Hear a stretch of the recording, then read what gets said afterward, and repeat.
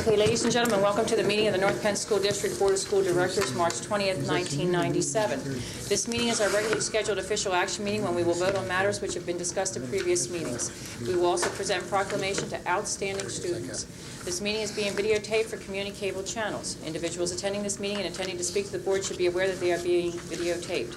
In order to meet the requirements of Pennsylvania Sunshine Law, it is necessary to record the names of all citizens who speak to the board during the meeting. To assure compliance with this requirement, it is essential that those planning to address the board come to the microphone and state their name and address. Members of the audience are asked to limit their questions and comments to no more than 5 minutes. This limit will permit time for all those who wish to speak to the board to do so. Whenever members of the audience exceed this time limit, the board president may ask the individual to yield the microphone to the next speaker. This is in reference to Board Policy 8344.2. Okay. Solicitor Bartle, would you lead us in a Pledge of Allegiance, please? Thank you. I pledge allegiance to the flag of the United States of America and to the republic for which it stands, one nation, under God, indivisible, with liberty and justice for all.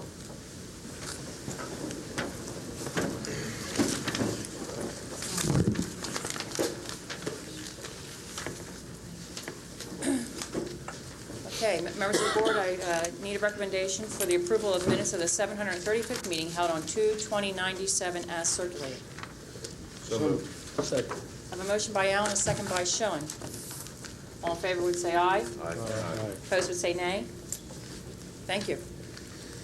Mr. Weir, if you would, proclamation. Yes. I'd like to invite the state champion academic decathlon team members to come forward, please. I'd like to invite their advisor to come to the podium, please. I'd like the board to welcome these state champions wearing their medals.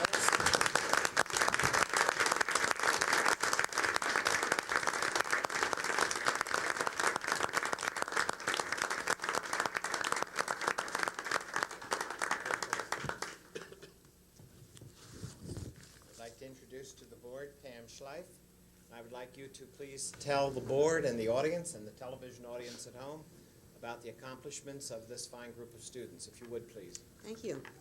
As you heard, we won the state championship this weekend in Erie. The 8 members competed in 10 events measuring academic strength, including written tests in language and literature, social studies, mathematics, fine arts, science, and economics. Students must also write an essay, be interviewed by a panel of judges, and give a 4-minute prepared speech and a 2-minute impromptu speech. The academic decathlon competition is the premier academic event in the country. Over 20,000 students participate nationwide, and the team is looking forward to challenging the very finest minds in the country during the national competition next month in St. George, Utah. The accomplishments of these students as a team and individually reflect not only on their hard work and determination, but also on the high quality of the education provided at North Penn. The team consists of Tim Daub, Josephine Drew, Scott Clark, Dan Morris, Chris Troutman, Terry Rosenblatt, Bindu Parchuri, and Nick Davitt. Sue Mastiai are their coaches. The team scored 43,000 points out of a possible 60,000. Additionally, 15 individual medals were won. Josephine Drew won the gold medals in fine arts, speech, and economics, and the bronze medal in science and essay. Josephine's score in speech tied the state record, and her total score surpassed the state individual honors category score, giving Josephine a silver overall medal. Tim Daub won a bronze medal in the honors category overall. Tim won a gold medal in science and a bronze medal in economics. Dan Morris won a silver medal in interview. Chris Troutman won a bronze medal in mathematics. Scott Clark won a bronze medal in social studies and science. Terry Rosenblatt won the gold medal in fine arts and the bronze medal in economics. Terry also won the overall silver medal in the varsity category. For the first time since 1988, North Penn has won the state championship, and the team is determined to continue to do their very best as they compete at the national level. Thank you.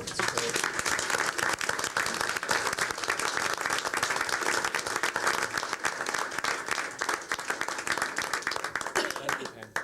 For the benefit of the audience and the television audience, I would like to read the proclamation. I will read it only once, not for each student. Whereas many North Penn School District students individually and collectively perform distinguished service to their school in many activities, and whereas the reputation and image of the North Penn School District is built and enhanced by the performance of its faculty and students. And whereas the accomplishments of individual students in academic, artistic, athletic, leadership, literary, and musical endeavors bring positive community interest in school programs. And whereas the future of any community rests in the hands of its responsible youth. And then the student is named, and the individual and group or team accomplishments are listed. Now, therefore, be it resolved that the North Penn Board of School Directors go on record this 20th day of March, 1997, honoring the spirit and the accomplishment of this exemplary performance. So we would invite each of the students to come around, beginning with Nick, please, to President Mangle.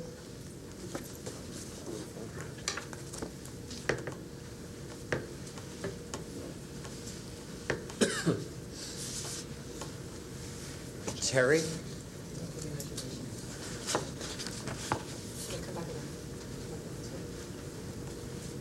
Bindu.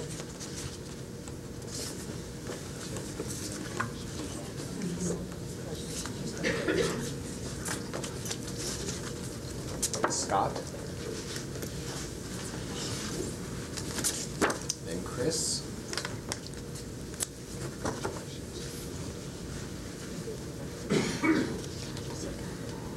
Scott Clark.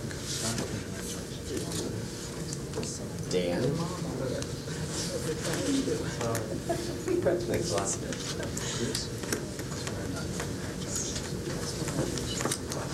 Tim.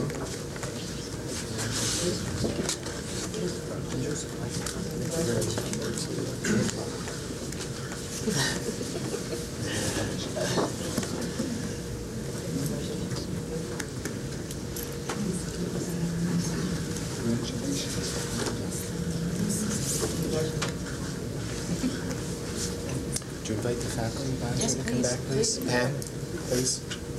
And she can take this along for her colleague, Sue.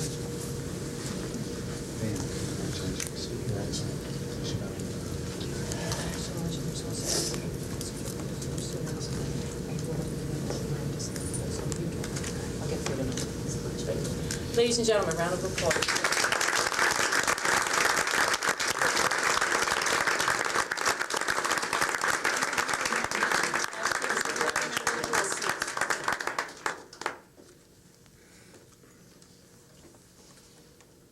Board members, if you stand, please.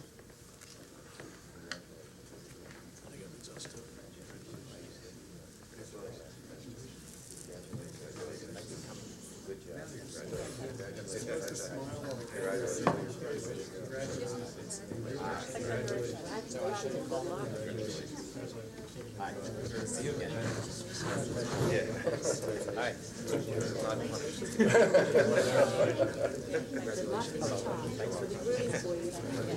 Yeah, your mother's still trying to talk to you about the Las Vegas. Congratulations. Congratulations on the last Congratulations. Ladies and gentlemen, one more round of applause.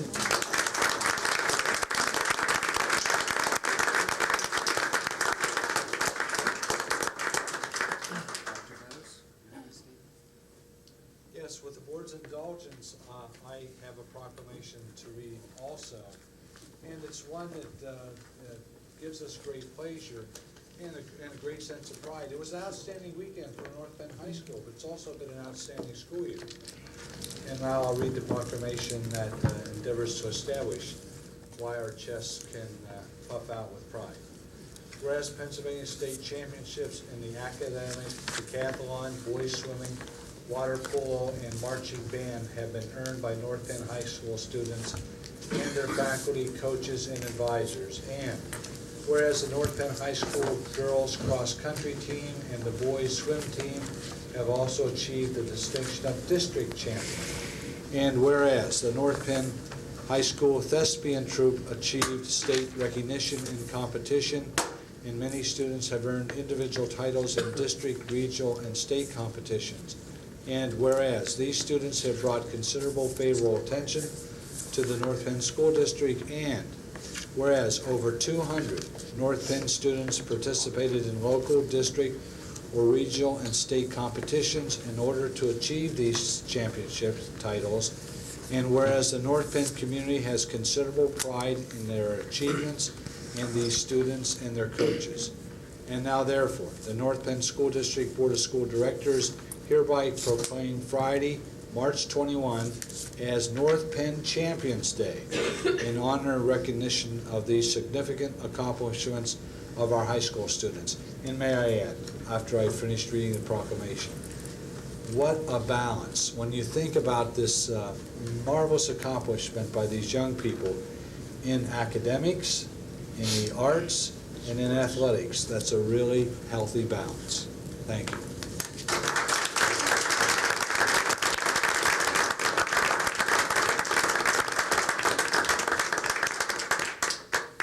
Madam President, we have one more proclamation. Very good. Go on to our business. This is a special occasion. North Penn High School has been hosting 22 visitors from our partner school in West Germany. And the faculty advisors who brought 20 students to spend a couple of weeks with us are our guests again this evening, as they've been for several days now. And I would like those teachers, please, Frau Christina and Herr Tony, if you would please, using the familiar U.S. first names. If you would come to the podium, please, first. Thank you. I'll read the proclamation, and then Board President Donna Mengel will be happy to present it to you. Whereas the North Penn High School and the Kronig Gymnasium in Salzgitter, Germany began a partner school affiliation in 1962. And whereas both partner schools are currently observing the 35th anniversary of this international educational relationship. And whereas international youth exchange has been the focus of the partner school relationship, resulting in 38 students coming to North Penn for an academic year and host family living experience, and 36 North Penn students going to Germany for a similar exchange student experience. And whereas countless family and individual visits, reunion visits, and tour group visitors have further connected the lives of North Penn people with the citizens of Salzgitter. And whereas students and visitors from North Penn have always been treated as royal guests whenever they visit Salzgitter. And whereas the goals of international understanding and world peace have been strengthened by this people-to-people exchange, now therefore be it resolved that the North Penn School District Board of School Directors goes on record this 20th day of March, 1997, recognizing and honoring this 35-year international educational partnership between North Penn High School and the Kronig Gymnasium in Salzgitter, Germany. And if you would invite these teachers to take this back to the director and the faculty of the partner school, and I believe maybe they have some remarks after you present this.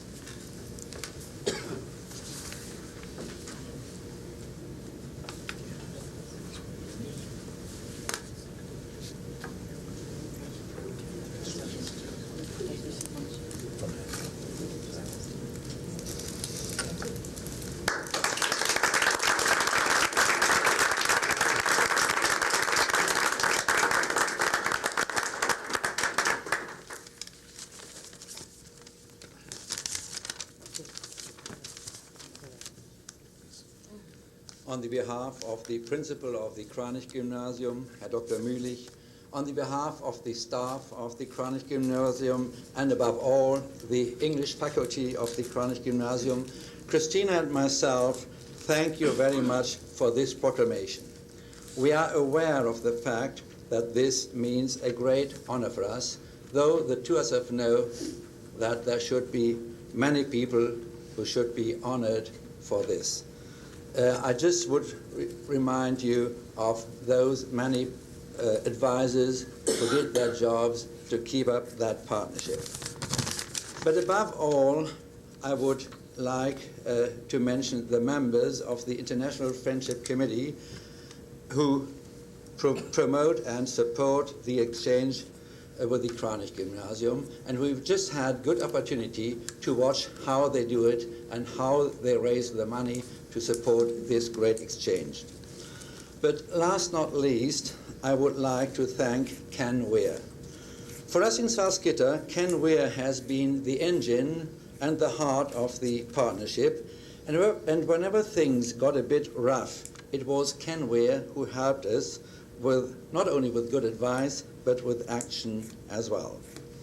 And so I would like to say that this great honor conferred to us will give us the strength and the confidence to continue the exchange program to the benefit of the young people of both nations. Thank you. Thank you.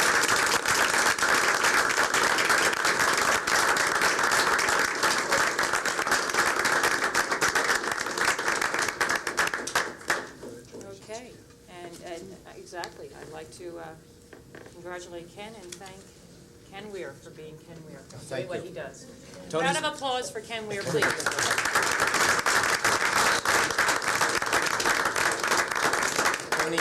Tony Sewell has been with us from the beginning, from those early years, and he's known many North Penn people. And he watches over our students during their year in Germany. He counsels them, he guides them, and we're happy that Christina helps with that as well, as other faculty members do. They are the guardians of our kids when we send them abroad. Okay, before we go any further, I would like to put some speculation to an end. There was concern, and I'd like to have that cleared up before too many of our academic decathlon students leave the building. And that was, in light of the upcoming budgets and upcoming expenses here in this district, those students were concerned that maybe this board wasn't going to be able or willing to fund their trip to Utah to further their competition. I'm looking for a consensus among board members that they are to submit to us with confidence their wish to go to Utah to further compete in this nation. Mr. Mosey. I think that goes without saying, Mrs. Mr. Weitz? Absolutely. Mr. Allen? Yes. Mr. Hill? Yes. Mrs. Sharp? Absolutely. I was going to ask for an amendment if we could pass the motion itself tonight, but I don't know if dollar figures are available to make it a full motion, but I firmly support it. Mr. Schilling? Absolutely. I think I heard that the dollar figures aren't really going to matter, and it'd be a matter of Right. ratifying that. Absolutely. But for the powers to be and the proper authorities to relay back to that team that this board is looking forward to their competition in Utah, and that, of course, we will fund it. The initial costs are approximately $4,600. It's in a memo I'm sending to you tomorrow. We'll ask you to ratify it since, as you know, plans are already underway. Certainly. On the 8th of April. No, my point wasn't as a consideration of decision, it's whether or not it could be ready for a motion to be added to the staff travel agenda tonight. And that way make a formal commitment if we just had an approximate figure not to exceed and we're finished. You could do And we that. would not be in a position of What is the ratification. competition, Dr. Book? I think it's excellent. the 15th to the 20th of April. It was just for their security, but I think they have that here tonight in public. They have that security here, and if the doctor would so be inclined to do that, he could, and if not, we will pick it up under ratification. Okay, committee reports, facilities, buildings, and grounds, Mr. Schilling. Yeah, I just want to inform the board that we continue to meet with Talmadge Township in order to conform to the requirements regarding the addition to North Penn High School. And also, we continue to finishing touches to Penndale Middle School, which is coming to completion. How long will that be, Art, until we actually... Well, we have considerable work to do this summer in the gymnasium as far as painting and some wall carpet work and recovering the doors.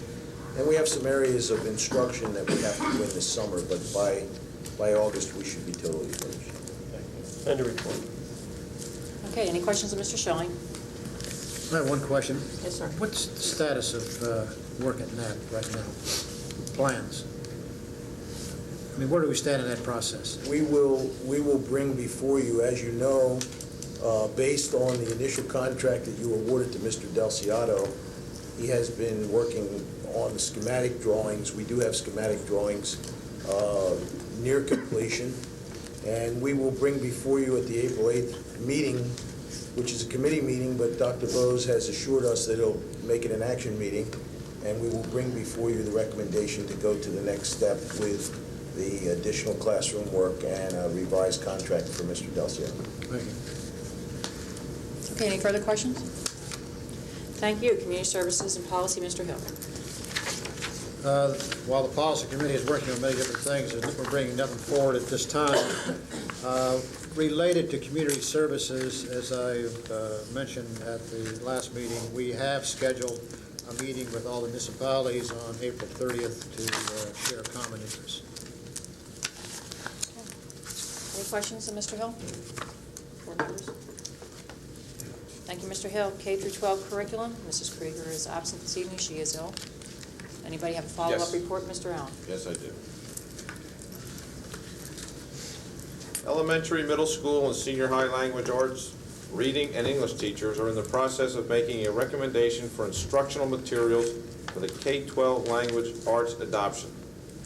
These teachers have been reviewing the pilot materials, studying the correlation of each program to the state standards, and determining the pilot program match the Phase 1 recommendations.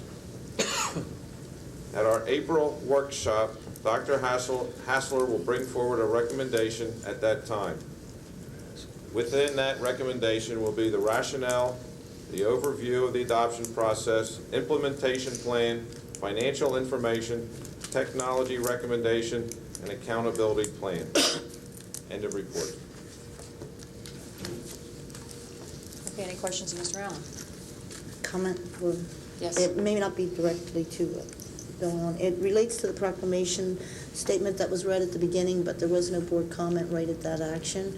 I'd like to add that the North Penn ice hockey team also reached championship status, and while it is not funded by the district, it still is a team that is specific to North Penn students, and I'd like to have some consideration that is, as we give recognition, that they also be included amongst our champions for the year. I think we can do that. Thank you. Any further questions of Mr. Allen? Am I supposed to respond to that?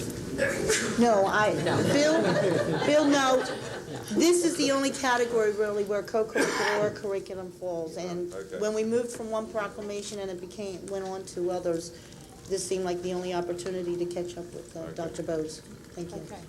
Special Education and Student Services, again, Mrs. Krieger is absent. Is there a report in her stead? Yes.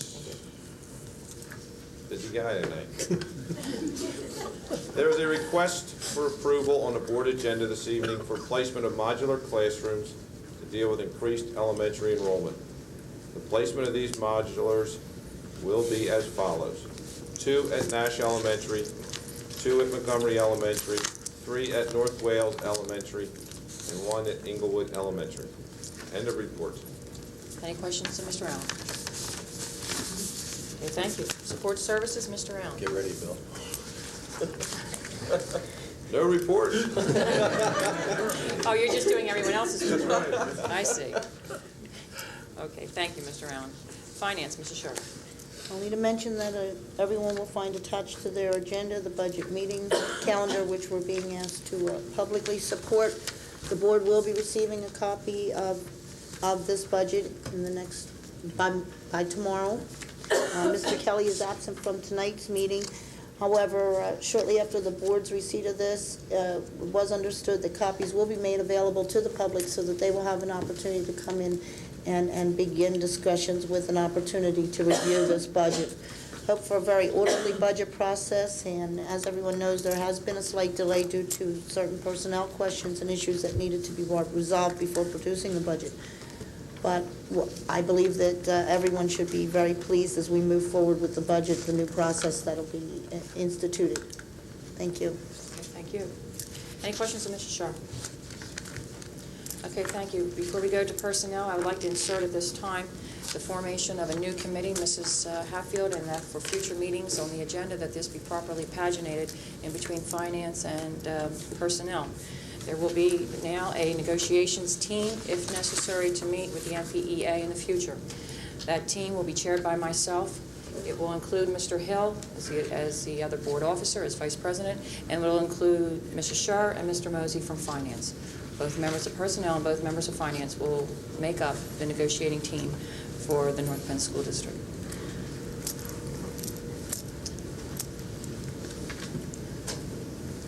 Personnel, Mr. Hill. Yes.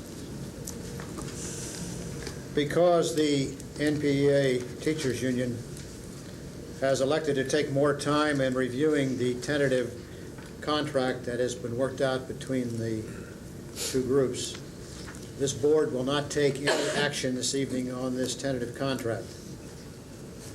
We hope that the NPA moves rapidly forward on this contract, and when they have taken their vote, this board is prepared to take their vote at that time. End of report.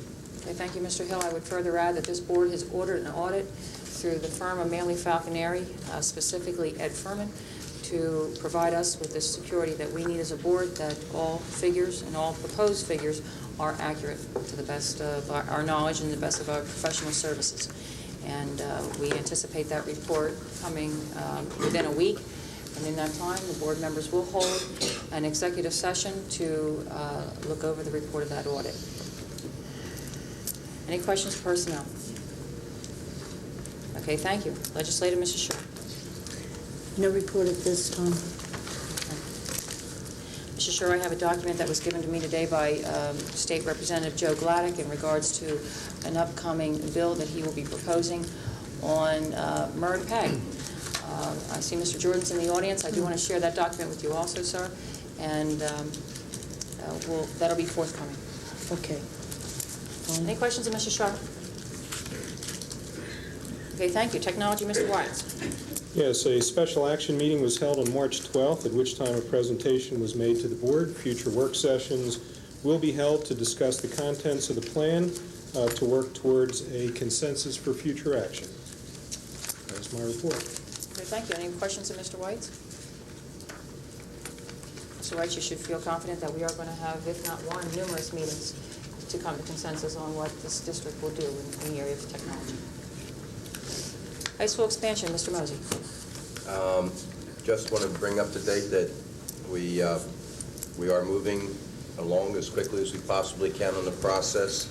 We had a meeting scheduled this past Monday at with the Town and Planning Commission. It has been postponed, as Mr. Wood informed me tonight, because the engineer, Mr. Brown, needs some more time to get some information together for them. However, we're moving along as expeditiously as possible to get this project moving, and from what I understand, we are still pretty much on time as far as, you know, starting the project next fall. Okay, Mr. Wood, does that postponement give you any reason to worry? No, as a matter of fact, it grew out of a meeting, the last Planning Commission meeting we had, and a meeting that we had with the Township Administration, whereby they're requesting some additional items and some changes, and we just couldn't make their date. It was humanly impossible, so we're comfortable with the way we're moving. Okay, thank you, Mr. Mosey and Mr. Wood. Any questions of these gentlemen? Yes, I do. Regarding the Act 34 hearing that's pending, those documents are now available for the members of the community to pick up and review prior to that hearing date? That's true. They have been available. We have had some people pick them up. Okay, and the meeting is still scheduled? Still scheduled for the 9th of April at 7:30 p.m. Okay, and I guess I'd just like to say, since we're approaching this, and there's been some things put out in the public by one of our local newspapers related to this that could instigate comments that are really based on wrong information. It's regarding the sprinkler system and the automatic doors, which were claimed were not going to be within the expansion project. And I think it needs to be put on record that we do intend to have a handicapped exit automatic door. And the expansion itself has always been planned to include a sprinkler system. And the only hesitancy at the earlier part when these declarations were made through the newspapers was that the extent of the sprinkler improvements within the existing building were still under discussion.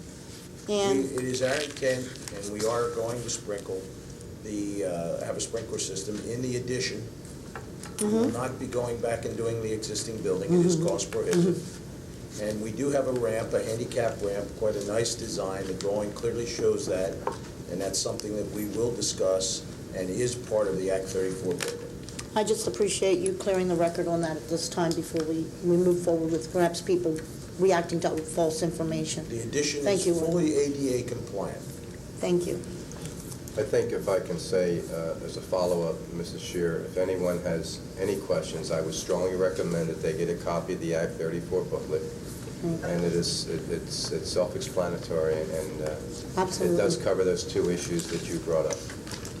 Thank you. Okay, as we said before, this is the best place on Channel 16 to correct false information and vicious rumors should they exist. So thank you, both of you. North Monco Technical Career Center, Mr. Mosey or Mr. Allen? As you know, we had our JOC, Joint Operating Committee meeting on Monday night. We discussed many issues. The two most important, of course, is that We have reached a tentative agreement with the instructors and the teachers at the vocational school, and hoping for ratification this coming Monday. There's a couple things that have to be ironed out, but hopefully we will have a firm contract this Monday, the 24th. But it was ratified by the union and ratified by the Joint Operating Committee. And as far as expansion goes, they're finalizing the project, and it is moving forward in a timely fashion. End of report. Okay, Mr. Allen, is there anything you wish to add? No, thank you. Folks, I would like to add, as the third member of the JOC members from North Penn, that there was a discussion of a budget and some preliminary votes on that budget recommendations as they existed or as they were received from the administration. The administration recommended for the faculty, for the administrators there, the non-bargaining unit members, a 4% increase. Mr. Mosey and myself went on record, Mr. Allen wasn't there at that time, went on record opposing that 4% because we believe that is something that we would not be able to do here in North Penn. Joining us in that vote was Wissahick, and they did the same thing. So as that budget comes to this board, which should be in the next month, you need to know our vote and our position on that specific line item in the overall North Monco budget. A question on that Yes. that comment.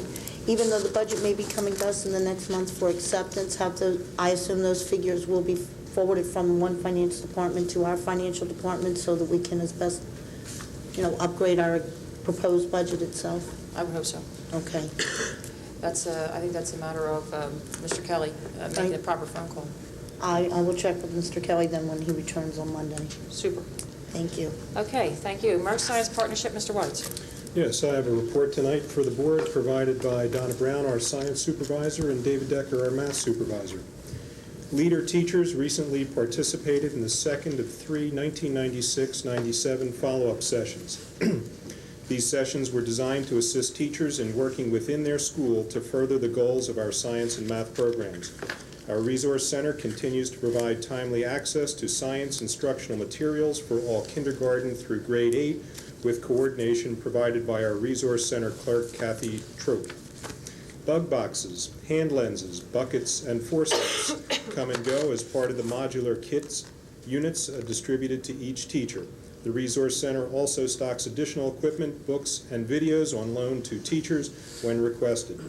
As part of our continuing implementation of science units, in-service has been provided to first grade teachers on the new unit, solids and liquids. In the math area, most of our elementary schools are currently involved in a math assessment project in which teachers are extending the standard curriculum through the use of complex items aligned with the PSSA. To assess the success of our science program, preparations are underway for 5th and 7th grade students to take the science portion of the Stanford 9 Achievement Test during the last 2 weeks of April. And that is the report. Okay, thank you, Mr. Weitz. Any questions of Mr. Weitz? David, just a question that's come up before. Has there been any movement in organizing science fairs as a part of, an integral part of the curriculum at the elementary level? I can't answer that directly, except that science fairs have been an ongoing part of our programs for many, many years. I don't think it's something we have ever tried to force students to do. It's always been on those that want to volunteer. It has been supported in the middle schools and the high schools for many years. As a part of a graded project? The science fairs that we have, our students have participated in have all been voluntary, and after participating in our science fairs, they go into county competitions and, if successful, statewide competitions. Did we have any report from the science fair competition that just occurred this past weekend? I do not. Okay, thank you. We will publish that, though. If we have winners, we will publish that. Okay, any further questions? Thank you, Mr. Weitz. Long-range planning, I'd like to defer to Dr. Mangano. Thank you, Mrs. Mengel. As the board will recognize in the handout that I gave them about this board update on the long-range plan, as each month we're bringing things forward. We're doing that in the framework of looking at the strategies of the long-range plan and two particular strategies and objectives this past month. The first one was that we will develop and implement plans to integrate technology to support and enhance student learning, effective teaching strategies, and administrative functions. And the recommended implementation strategies to support this goal were within the technology plan that was presented on March 12, 1997. The second educational goal that we've been working through says that we will establish and implement student learning expectations throughout our curriculum, establish standards of performance for transitional benchmarks, including graduation, and develop assessments to measure each student's attained level of proficiency.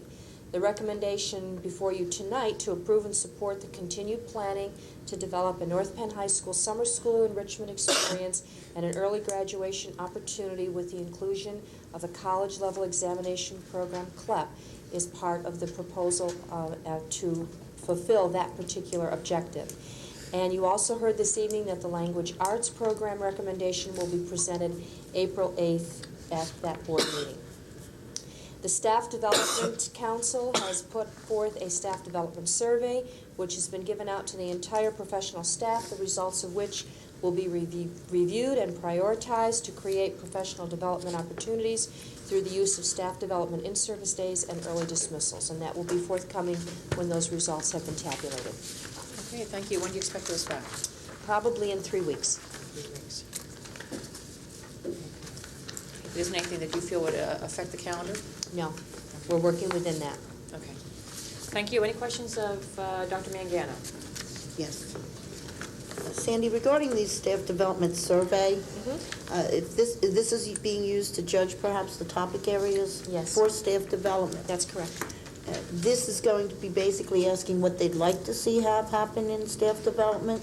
Well, it's a combination of not only what staff would like to see, but it's also to get a level of attainment of where they are on certain things where we would like to see them, like understanding the standards and standards-based classroom. And we're also, as you recall from the technology report, trying to assess a level of competency of the staff in relationship to technology so we know where to go with that in terms of training. That's what I was looking for, rather than opinions of what they might like, whether or not there's any effort being made to have an objective academic establishment of what they need to have in order to be able to move the district forward and transfer the needed knowledge to the students. If you'd like, I can give a copy of the staff development survey, give that to Mr. Weir, who can then give it to the board members. And you can see very specifically that it asks very specific questions about competencies so we know where to direct the staff development within the days that we will have for next year.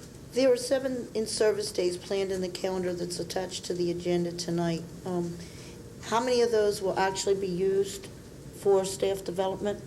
We expect to use for staff development between 4 and 5 of those.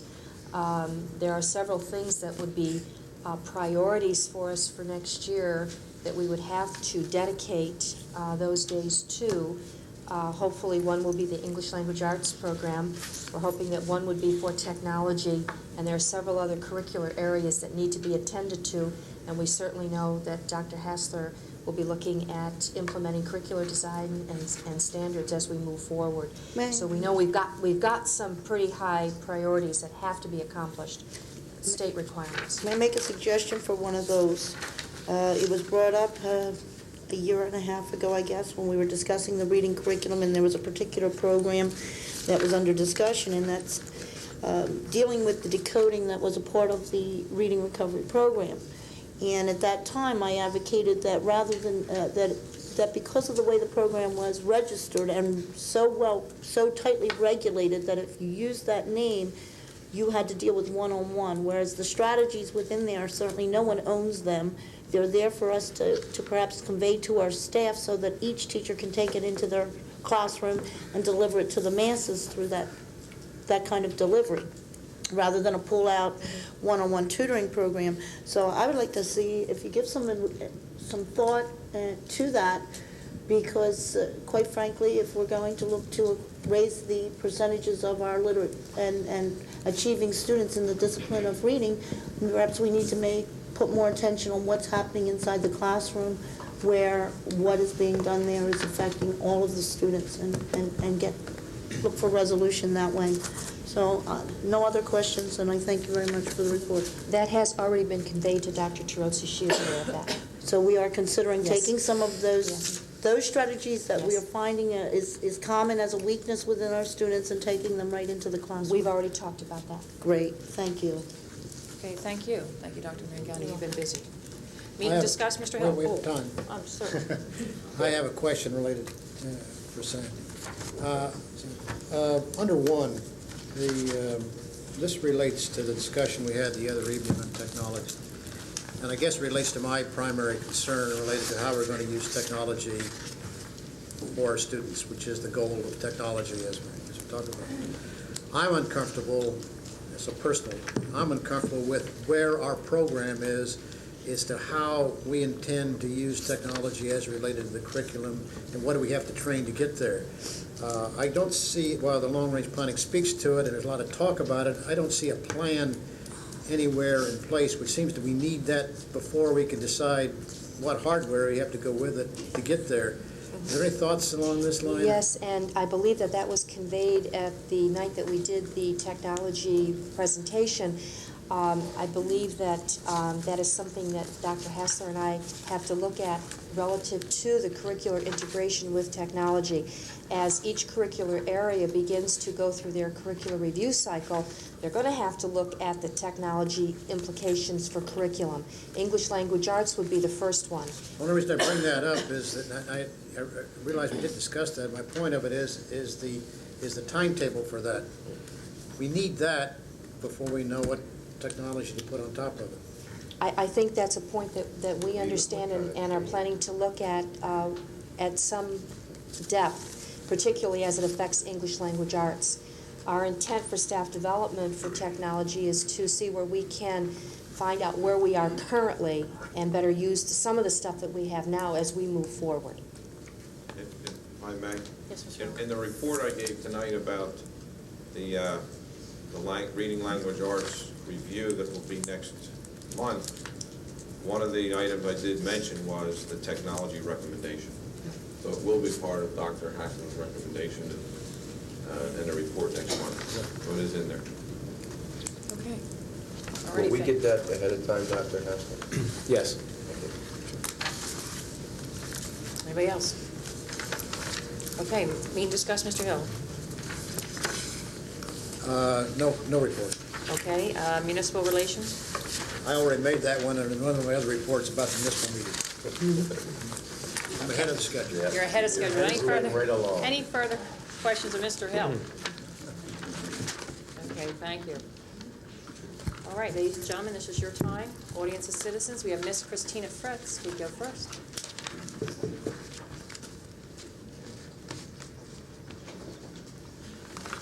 Hello, Christina Fretz, Lansdale, Tomlinson Township. I'm just here to talk about some of the events we have going on in SGA because I just want everyone to know what we're doing. We're not just an organization that says we're an organization, we actually do things. So on Friday tomorrow we have Blue and Blue, which is our big spirit event of the year. It's kind of like the Olympics of North Penn, and we have all different events ranging from academic Jeopardy to tug of war and plastic chicken toss and all kinds of things. We have two teams, our school colors, Navy and Columbia, and Columbia is A through L, I believe, and Navy is M through Z. And we have our competition and see who wins every year, and that's tomorrow evening. And then we have Diversity Day, which is coming up April 18th, which is a huge project. We're having, for half a day, we're taking the whole school and we're kind of sectioning it off into quarters, and we're sending everyone around to over 30 different workshops that we've been developing for over 2 months. We've been working on this forever. We have this packet filled out, and the students pick which workshops they'd like to go to and kind of put it in a first priority, second priority, third priority. And then we do kind of a scheduling thing, and that is a big project that our president, Mike Takor, really took on as his project for the year. So I think it'll be really great. We have all kinds of subjects about dealing with cultural tension in our environment and also appreciating other cultures in our school. And then we have 3-on-3 basketball coming up in later April. It's a charity basketball tournament where kids from the school form teams of 3, and they play against each other in the tournament. And whoever wins, that team gets to decide which charity they're going to donate the money that we have raised to. So that's kind of an event for charity. And then kind of in the future, in May, we're planning an ultimate Frisbee tournament for kind of an anti-smoking awareness, health awareness type of thing that we want to start a long-running anti-smoking campaign at the high school, posters, flyers, that type of thing, and this may be kind of a kickoff for that. And so it's just a tournament, a fun thing that we'll have on a Saturday, and it'll kind of promote being healthy, athletic, and not smoking, that kind of stuff. So that's what we have coming up, and as you can see, we have a lot to do, so we're keeping busy. Sounds like fun. What if I sent in 3 board members to, as a team of basketball players, make that a committee? What do you think? Put us in the dungeon. I think it would be interesting. Okay. If not, kill us. Suit up, Alan. Pick the tall guys. Take the tall guys, right? Yeah. All right. Ms. Fretz, thank you very much. That was enjoyable. Enjoyable. Okay, anybody else that wishes to speak, please raise your hand. Ms. Darcy.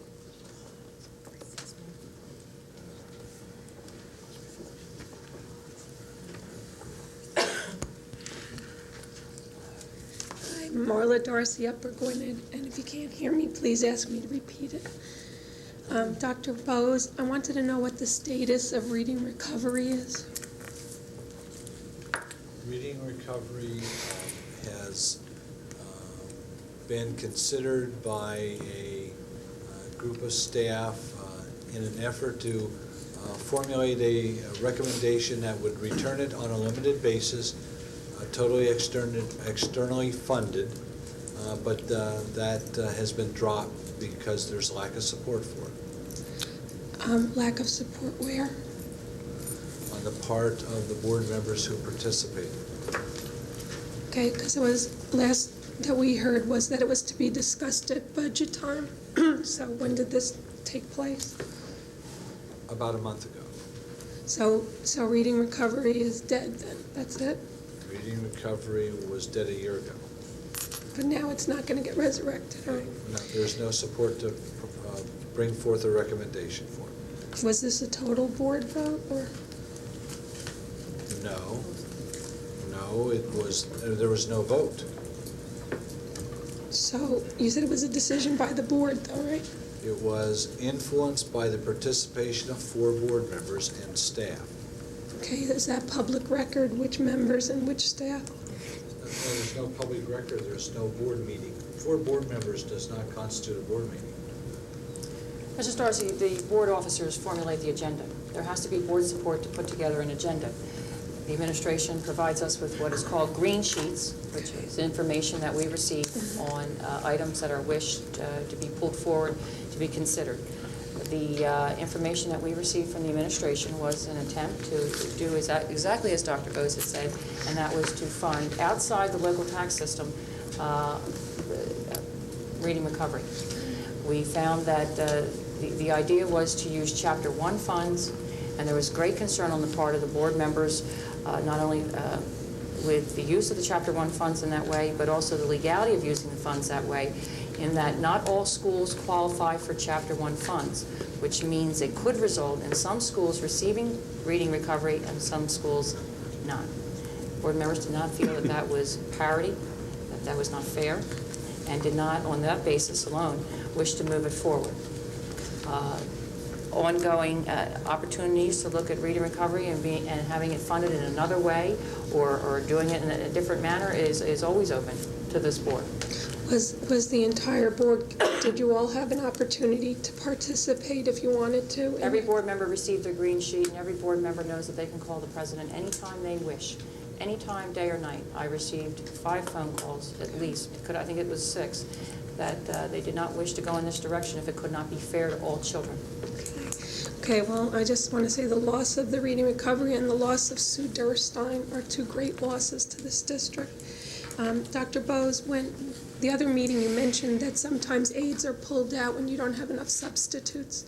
And I was wondering what happens, how are you going to correct this situation in the future so that the aides for these overcrowded classrooms and the aides for the future mods that are being put on, that you're hiring, how will you, make sure that doesn't happen? Mrs. Darcy, I want to make it clear that when that happens, on the few days of the year when there are insufficient substitutes to fill the classes of absent teachers, we employ the aides because obviously we will not hold a classroom of children without an adult in charge.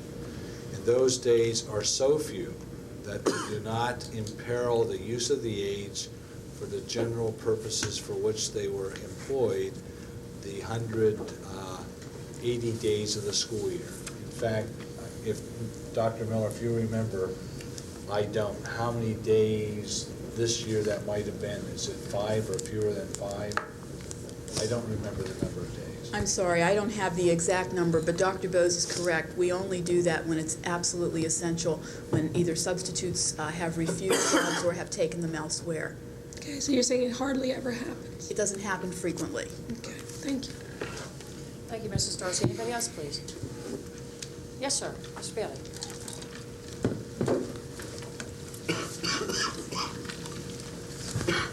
I would like to say just a few words about the team lawsuit.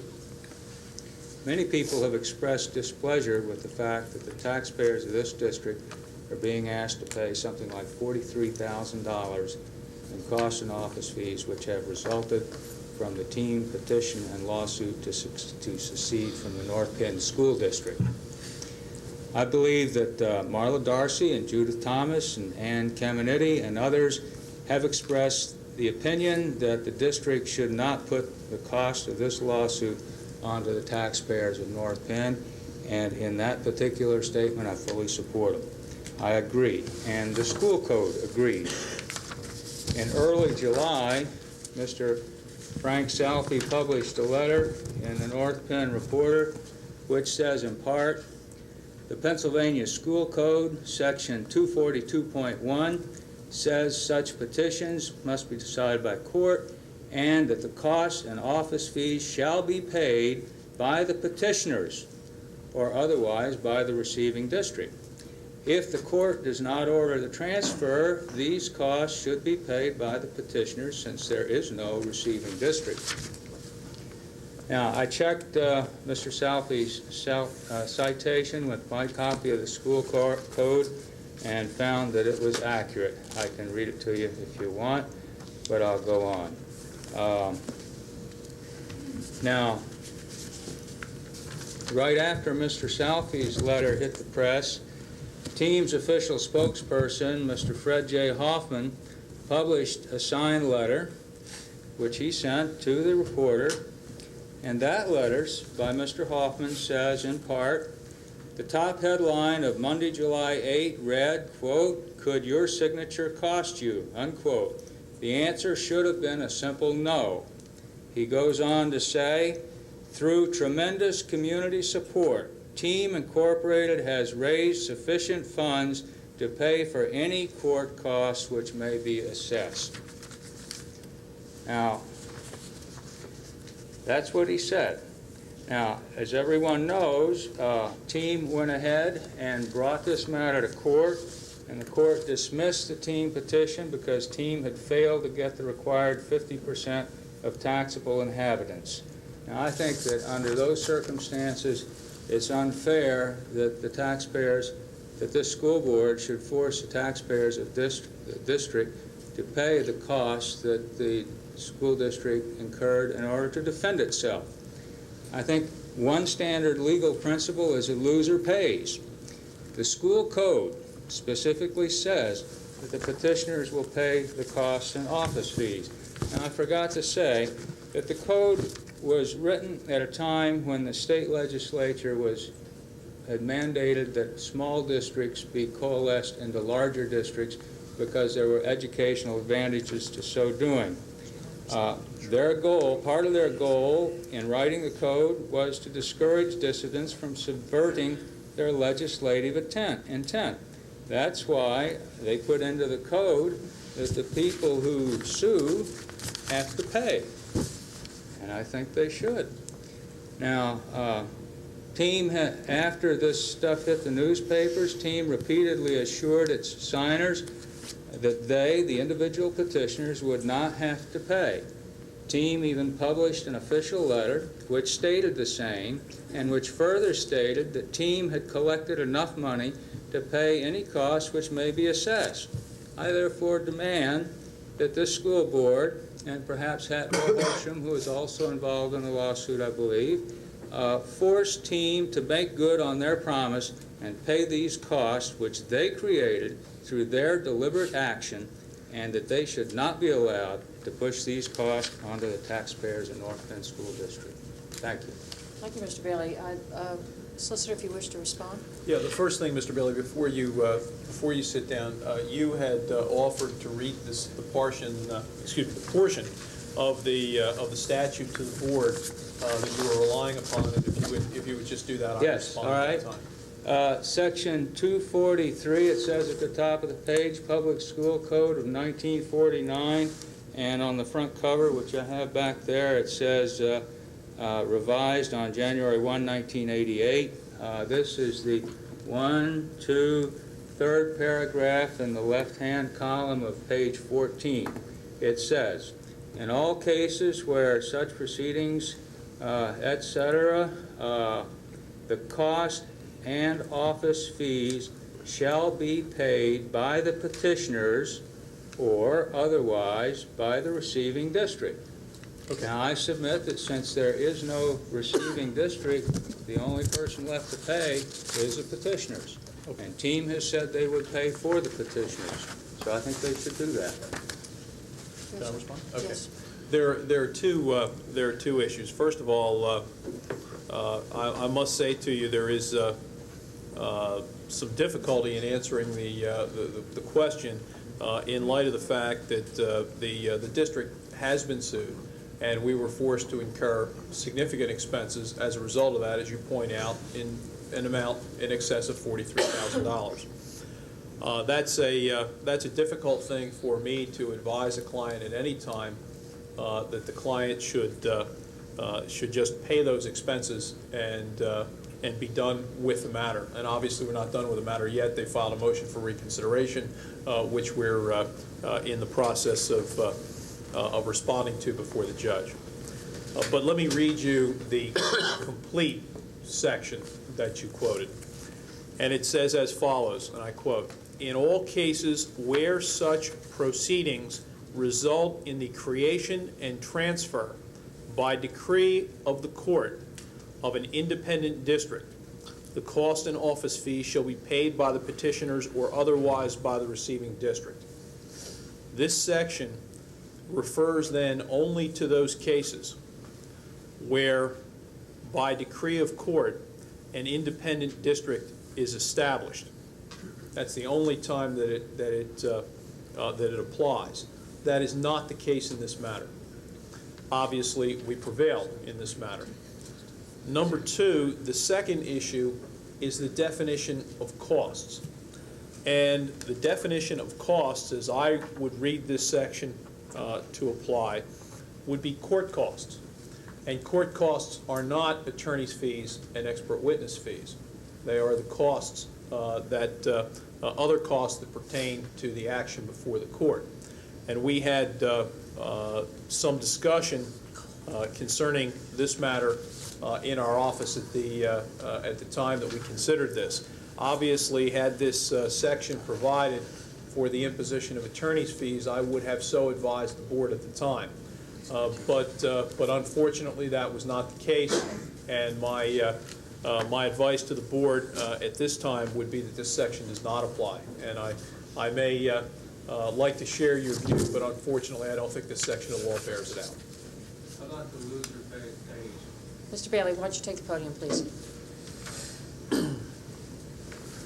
I understand your logic, and I thank you for it. Sure. How about the principle of loser pays?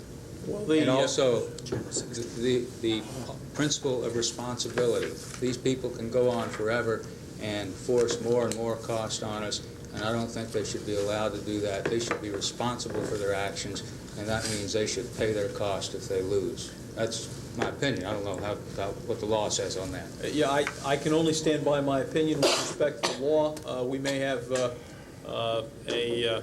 a similar feeling with respect to the amount of money that they're costing the district or have cost the district, but the reality of the situation is that under our system of law, each side pays their own attorney's fees absent either a contractual agreement to the contrary or a statute that provides otherwise. And in this particular case, there is neither of the exceptions. So each side should pay their own costs. Obviously, court costs are a separate issue. Mr. Bailey, the amount that you quoted was as of the last bill, and that bill was rendered after what was thought to be the conclusion of the team matter, with team resubmitting reconsiderations to Judge Danielle. The ticker starts to clock again, or the clock starts to tick again, and so that fee is going to get higher because people have to be paid to defend this district, just so that you know that. Okay, now, Mrs. Dorsey, I know you wish to speak again, but is there anybody who hasn't? Mr. Hand and Mrs. Penniman? Good evening. I'm Chuck Hammond from Montgomery Township, and isn't it ironic my learned colleague is talking about the same subject? Right now, I guess it's amazing that some people can sit around and dream up a cute little acronym like TEAM or MOVE or whatever, and suddenly cost, again, the citizens of this township or this district, $44,000. In reality, what that amounts to is about 22 personal computers for the students. It's the possibility of one modular unit that we need. It could be some teachers' aides. It could be substitutes. It could be a number of things that could be used throughout this district. And after they were defeated in court, they continued to pursue this. In fact, they're even now going for a swimming pool in Montgomery Township. They're going for libraries. I mean, these people just don't have any stop behind them. This happened, I guess, in Montgomery County, where some nice gentleman did not like paying his taxes. And it used to cost some of us maybe $20 a year, and now it may cost us $200 a year to pay the additional taxes in real estate or property taxes that we used to pay for personal property taxes. So it would be nice, maybe, that maybe the citizens of North Penn School District sue TEAM for $44,000. Somewhere along the way, some of this has got to stop. If some people have a personal vendetta against the school children of North Penn School District, or whatever their personal feelings are, Mr. Hoffman perhaps in particular, maybe somewhere along the way we ought to turn around and turn the tables on them. If we can't do it under this particular statute, Mr. Bartle, maybe we can find some other way to get the money back for this school district. Seems right somewhere. Thank you. Thank you, Mr. Hand. Mrs. Penniman?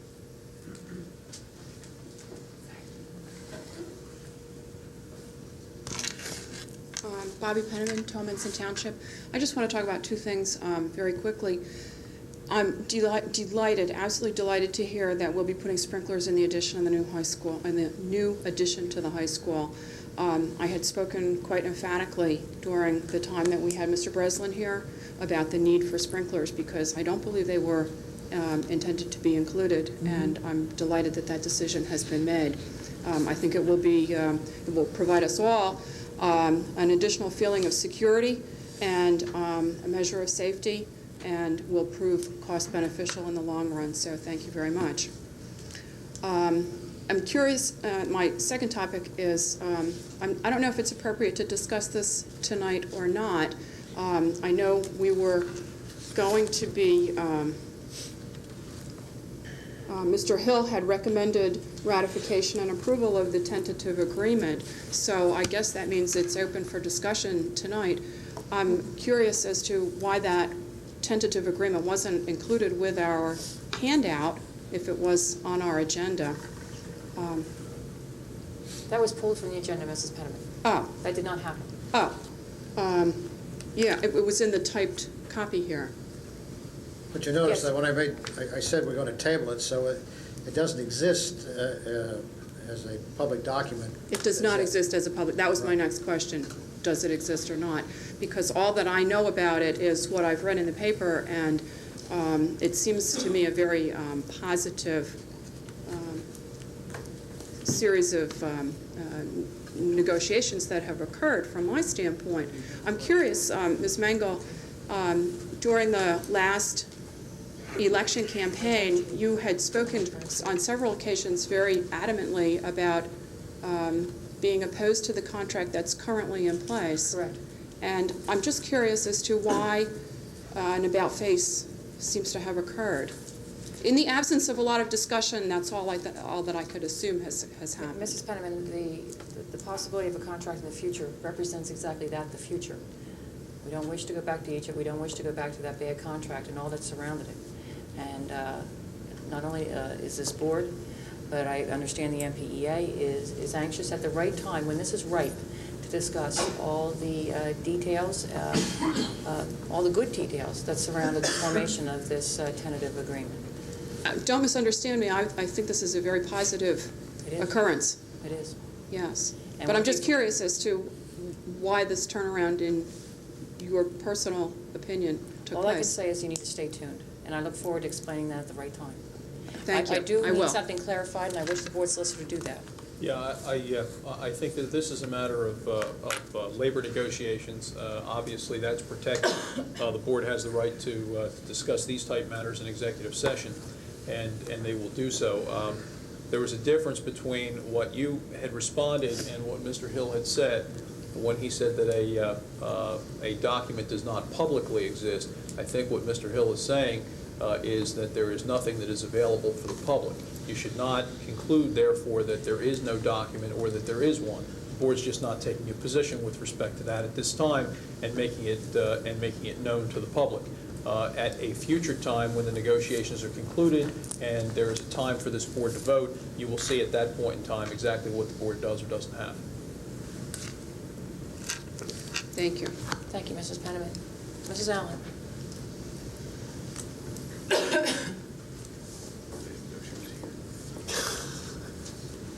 Good evening, Ellen Allen from Hatfield. I was very disappointed tonight and very surprised about the discussion about reading recovery. I don't know, I've been living in a cave or whatever, but I really had high hopes that this was going to be resurrected. And I guess I'd like to pose a question to members of the board, to whomever may be able to answer this. I know the program never really reached a full maturity within this district, but was there ever any assessment of the program to say whether or not it was making a difference in our young people? Does anybody know? Are we talking about something that we didn't recognize as being beneficial, or are we looking at something that really made a difference in our district with the young readers? Mrs. Allen, if I can recall parts of conversations that were had during the last budget session a year ago when it was decided to pull that program, it was pretty well understood that tutoring helps all children, that a one-on-one relationship with a paid professional, paid to the tune that we pay professionals here, and one child, that it is unavoidable that any child wouldn't benefit under that arrangement. The problem is, can we continue to afford that arrangement? I think what is needed more than anything is a better understanding as to what can and cannot be done with reading recovery. Mm-hmm. It's been a real question in the minds of many board members as to why must it be one child? Why couldn't a reading recovery specialist, instructor, be able to teach 5, 6 children? Why does it have to be one-on-one? And these are some of the questions that have,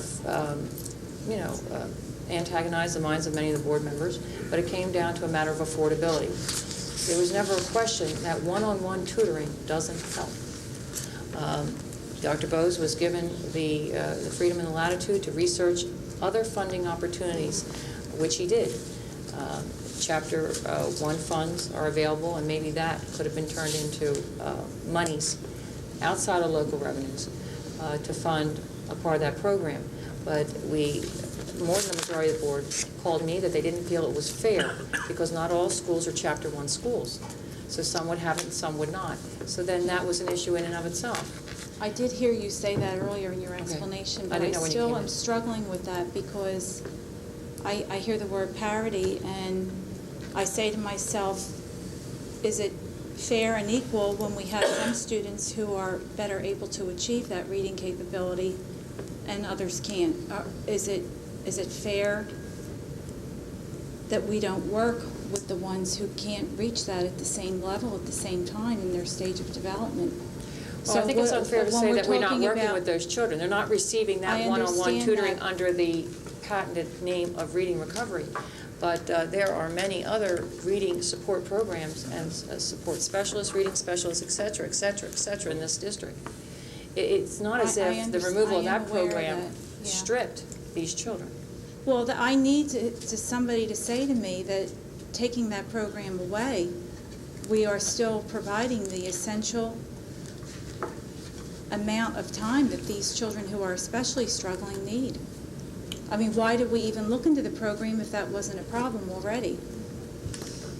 Well, why did we look into it and why did we develop it if it wasn't a need? So if we take it away, why is the need gone? And I think that it's our responsibility to bring it up to parity. If we don't have the Chapter 1 provision in every building, we need to find a way to do that. These are our children, and that's why we're here for the academic needs. And if it wasn't for these children, we wouldn't be talking about buildings and contracts and sports programs. These are our main responsibility. And reading is the root of everything. The language arts and the reading program, and this is where it begins. I'm not lecturing, but I'm really concerned about this need. Am I the only one? No, of course not. What I said before is that reading recovery as a patented program is no longer being done because of the one-on-one tutoring and costs related to that. It was becoming exorbitant. And for those many labor-intensive dollars to be spent on one child is an unfairness in and of itself. Now, there has been, those children that were formerly in that program have been reassigned into other reading support programs. They're not being tutored. They're with other children in this, having the same difficulties and receiving other reading support that's already existing within the district. Okay.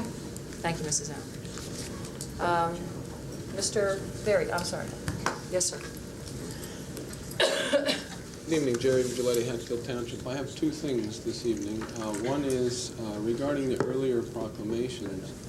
I would just like to say that it is nice to see, which I haven't seen much of, academic achievements alongside these sports and arts achievements.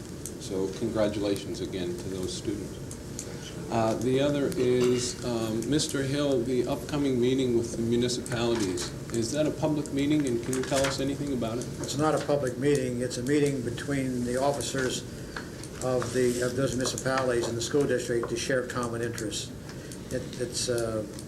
We're just going to kind of get together to dialogue some of the common issues that we have. It's not a public meeting for question and answers. It's for us to meet each other and to understand our common needs.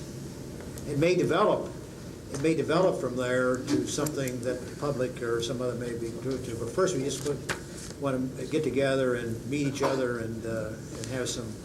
It's not going to be the full board either. It's just going to be a committee. More like a workshop. It's a workshop. Right. It should be noted, sir, that no quorum of any elected board is present. There are 7 municipalities comprising the North Penn School District. Each municipality, of course, has elected officers or elected board members or supervisors or commissioners, and there is no quorum of any one municipality there, including ourselves, as a regionally elected board. Right. Okay, thank you. Thank you, sir. Mrs. Abrams. Good evening, Linda Abram, Upper Gwinnett. We're on a roll here. It sounds like lots of good things are happening, and I know a lot of people are feeling really good about that. A couple of quick comments and a question. With regards to the tentative contract and the negotiations that are going on, as I mentioned to you, Ms. Mengel, the last time we talked, This would be a tremendous feather in our cap in North Penn if we could reach some kind of agreement that would take us into the turn of the century. And I know that there is a tremendous amount of anticipation about this that puts a lot of pressure on you folks and on the union to strike an agreement here. And I think good thoughts have to follow both sides to see if we can reach a compromise that's effective for everybody. So I wish everybody luck, because I'm really hoping that this is going to happen for us. I think it would be great for North Penn to have this. It'd be very positive for us. The other thing is that with regards to the modulars that are proposed tonight, I'm sitting here with my fingers crossed, because the last time I thought it was a deal, it wasn't. So I'm very hopeful that this is going to go through. I guess I have a question, and I think I asked this before, but I would like to ask it since this seems imminent now. Is it likely, Mr. Wood, that these will be ready for September? I would once again say that as far as our participation is concerned, they will be ready. We need cooperation from the municipalities. It's humanly possible to have them ready on the time frame. The drawings are completed. We're preparing bid documents, and it will rest in the hands of how fast we get permits to put them in place. So we're going to have a real busy summer. We're going to have a busy summer. There's never been a summer that has not been busy. We're going to have an even busier summer, though. Okay, this is real important, and obviously, I guess we will reach a certain point when we will know if these are not going to be happening, then what a contingency plan will be for those buildings that this will directly affect. That is true. We've had discussions regarding a contingency plan among the staff, and we recognize with one, where we're placing 1 or 2 units, we can usually get by until it's completed with some type of facility, or adapt something within that particular facility to accommodate those youngsters until we're finished. Our main concern would be at Northwest, where we're placing 3. Right. But we will talk long and hard and plan a contingency if we see it's necessary. Okay, thank you.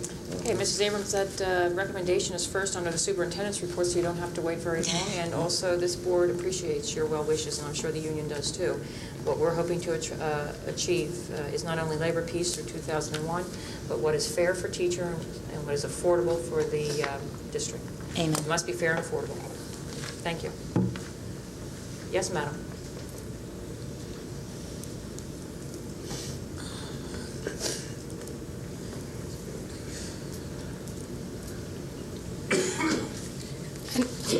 Annette Maxey, Lansdale.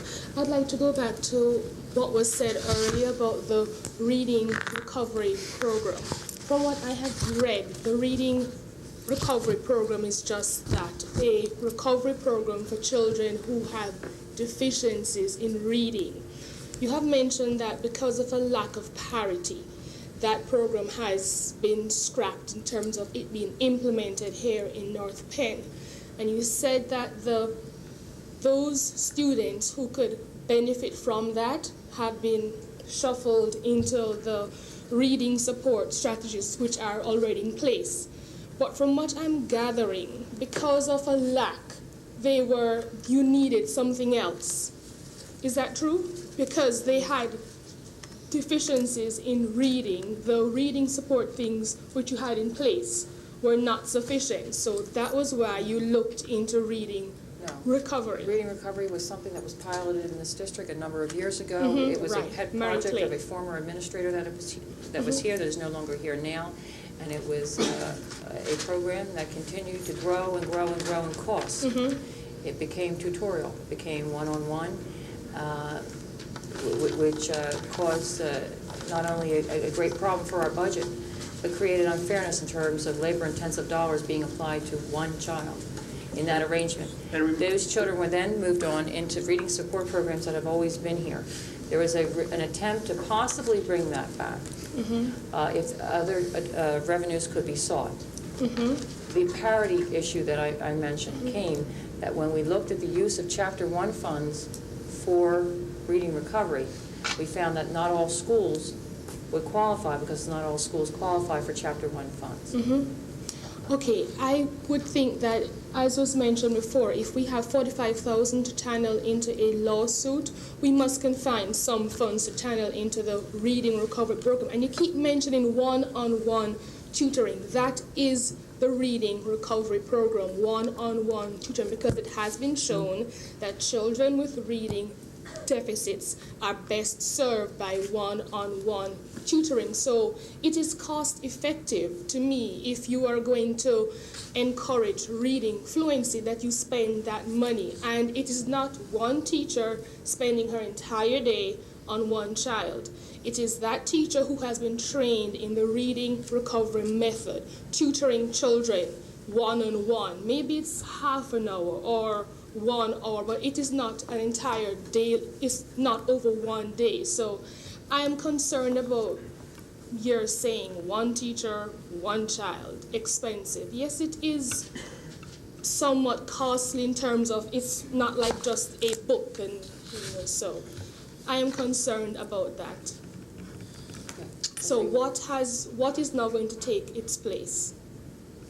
Those children were placed back into various reading support programs. There are reading support teachers in every school. I know that. And understand, not all districts have the reading recovery program. It was a Right. pilot program, and there's a lot of good districts that don't have the program and don't need they it. have other. So I mean, it's understand it by there are other ways of doing it.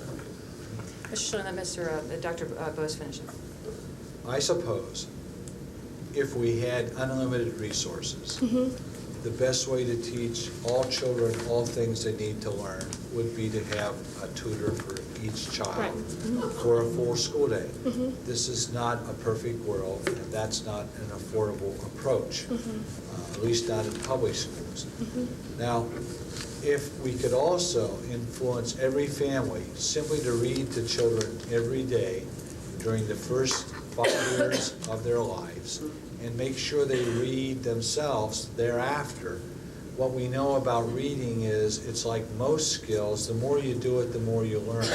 It's time on task. The more you read, the more you learn to read, and the more you're less likely to be a good reader. Now, that hasn't changed since time immemorial. We have some children, not unlike other school districts and other communities across this country, that develop reading problems. Some of it might have been prevented in the early formative years of their lives, but unfortunately was not. North Penn, by having reading teachers providing supplemental instruction and assisting classroom teachers with developing reading skills, already provides a great resource for children in the elementary schools to learn reading, but it doesn't guarantee the results. Okay, so I just want to make it clear that you're saying that the children who have unfortunately not had that kind of formative training where their parents have read extensively to them and have, for whatever reason, developed severe reading problems, their situation is being served by the reading specialist. And that's good. That's it. That was formerly the situation. And it still is? Reading recovery no longer exists in North Penn. And when it did, it provided that kind of additional service. It's highly labor intensive, as everyone has spoken here who knows something about the program has acknowledged. It requires one-on-one instruction 5 days a week for essentially half an hour a day per child. Now, we only need to look around to our neighbors to see how many school districts do not do that. North Penn's effort, whatever it prompted it, might be considered laudable, but it also was recognized as extremely expensive. Okay, that's it. I just wanted to know, since reading recovery is not going to be the reading support of North Penn, what has taken its place? Since you need additional support, not just the reading teachers, you needed additional support. What has taken its place? There is a there is a reading teacher in every school. Okay. That reading teacher working with other teachers on developing reading skills and strategies will serve those children. Now, that hasn't changed. That existed before Reading Recovery and continues to exist. Nothing has taken Reading Recovery's place. I thought so. Thank you.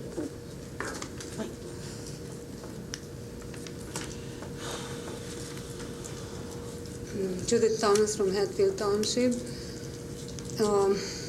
Yes, if you look around and look at other schools and count what they don't have, what we do, we are far ahead. You can look at the Philadelphia public schools. They don't have, some schools don't have adequate heat or don't have textbooks, and there are 50 kids in a classroom. I don't think this is our goal. And obviously, it is not. I don't think it's a good idea to compare to somebody else. We are really better off. We should live up to our potential.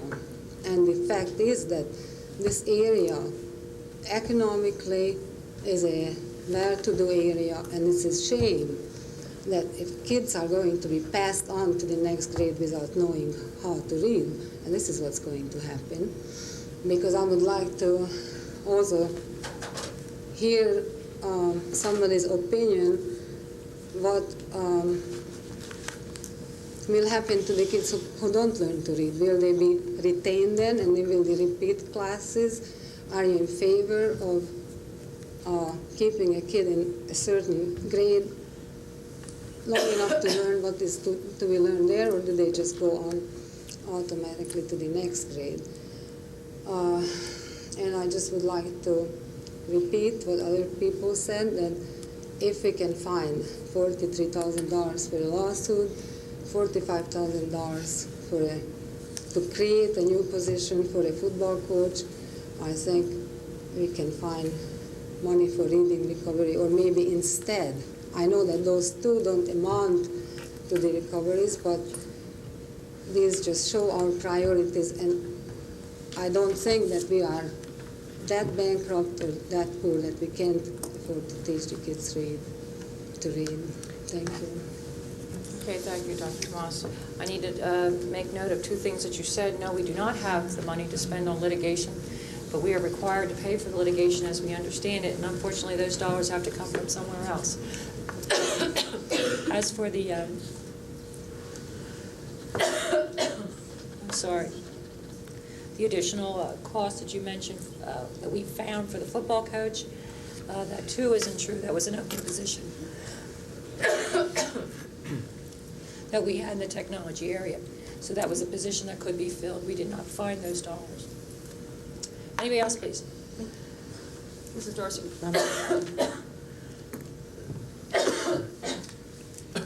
Marla Darcy, Upper Gwinnett, and I just wanted to refer to Mr. Bailey, I believe, mentioned my name in reference to being in support of having team pay for their own legal, having them pay for what it costs the district.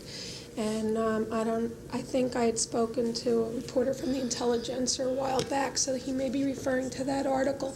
But I just want to clarify that I personally do not feel that team should incur any expense for this school district. I think that what happened here was a very sad state when an entire township felt that they had no other alternative but to have to withdraw in order to make their voices heard.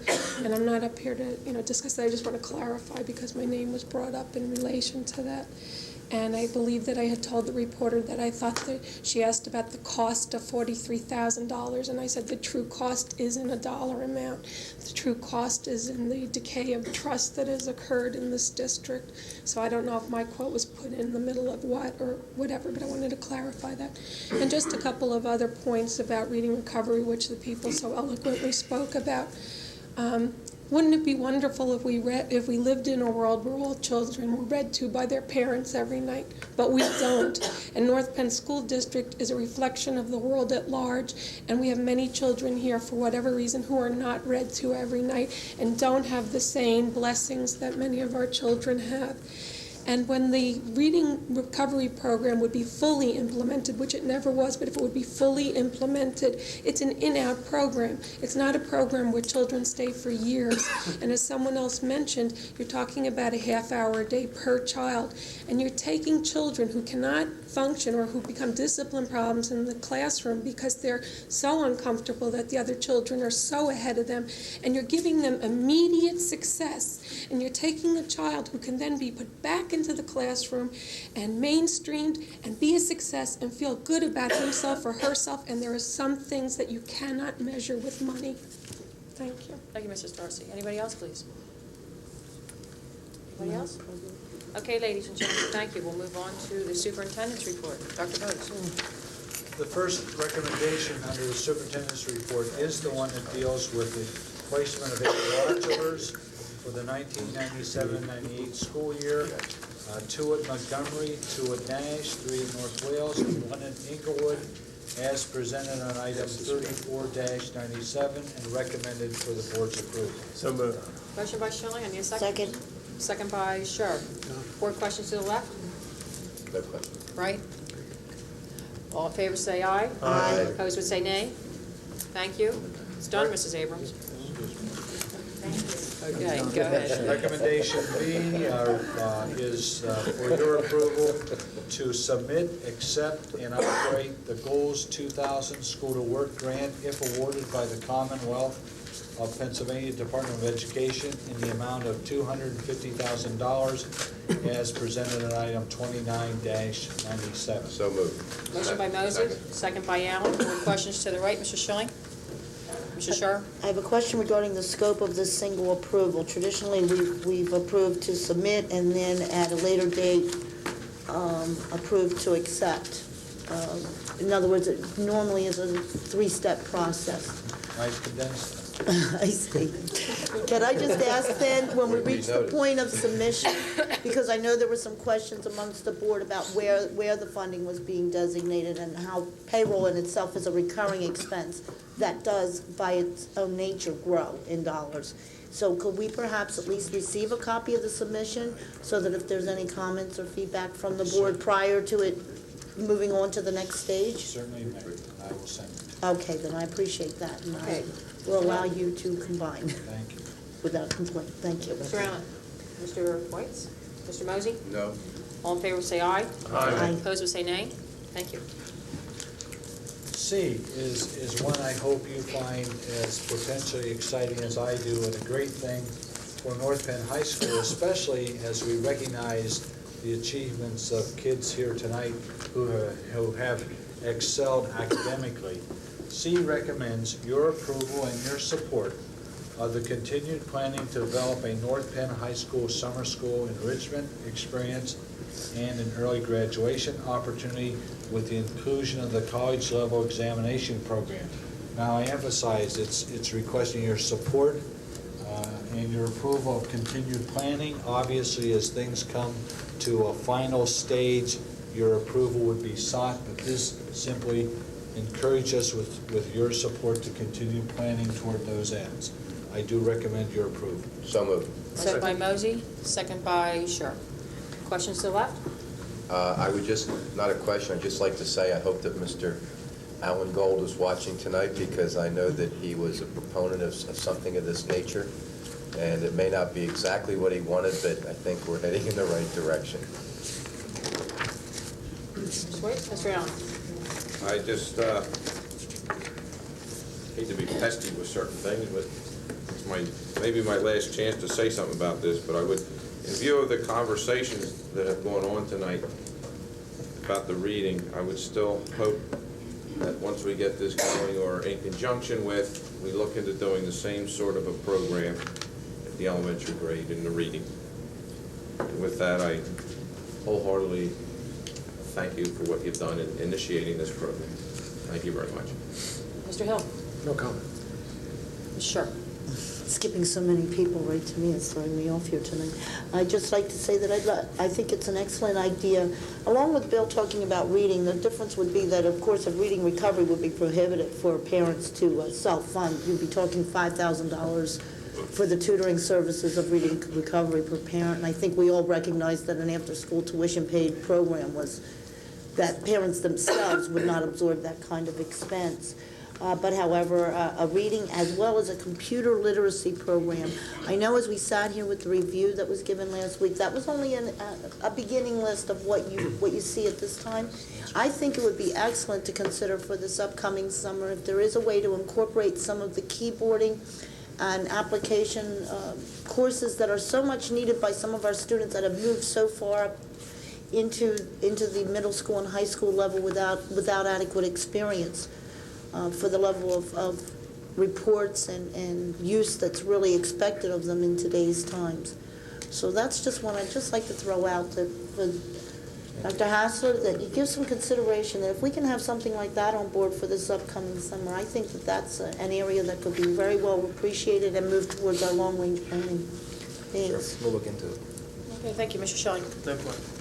Okay, I'd just like to point out that back when there was a superintendent search, there was many questions and concerns as to who to pick and who not to pick, and there are those that felt that we should find somebody local, somebody that already knows us, somebody that already has an understanding of how this district works and what the people are like here. And then there were those who felt that we should reach out of our area, completely out of our area, and find somebody brand new. Find somebody who doesn't know us and has to come here and get used to us and how we do things, and to bring with him or her talents, experiences, expertise from his area. And I think this is proof positive that we made the right decision when we hired Dr. Bose. Dr. Bose receives all the acclaim for bringing this to our district. And though it's the board's privilege to accept and to approve, it wasn't a board matter. This was something that Dr. Bose did on his own with his staff, and he deserves all the laurels and glory and every good feeling that comes with that. What are you saying behind my back? I was telling Judy Cart to go home. You mean clapped right out of the board meeting. You mean Dr. Hassler had nothing to do with it? Oh, no, we were just saying, I said I was direct. Dr. Bose and all of his staff. He takes it back. It's a team effort, if I may use that expression. Well, the team captain's being a little shy, okay? So, anyway, I want to point out that this is what happens when you bring in somebody different and you don't inbreed. So, Dr. Bose, thank you. Thank you. Thank you. Okay, all in favor would say aye. Aye. Opposed would say nay. Thank you. Recommendation D, that you approve the solicitation of bids for the purchase of 5 9-passenger vans and 6 72-passenger school buses. So moved. Motion by Schilling, need a second. Second by Allen. Board comments to the right? No? To the left? All in favor say aye. Aye. Opposed should say nay. Okay, approved. I'm just shocked there's no comments. I mean, buses, nobody? Well, we're only approving. Oh, man, okay. We're only approving to get bids. That's right. I know, but they never stopped this board. The fight hasn't started yet. Okay. F is E is a recommendation to adopt the proposed school calendar for the next school year, and to remind you that it is highly, if not identical to this year's school calendar. And haven't we had a wonderful winter? We did. Today's the first day of spring, the worst's over. So you think? April the 8th last year, it snowed. We have a motion by Mosey, we have a second? Second by Schilling. Board comments to the left? No, I don't know. Are you sure, Mr. White? Everybody. Does this meet with your approval, Mr. White? Absolutely. Is every single day you want on here, Mr. White? To the right?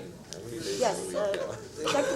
Bose, as we evaluate the calendar with the 7 service days, and I believe we heard from Sandy earlier that she would expect possibly to use anywhere from 4 to 5.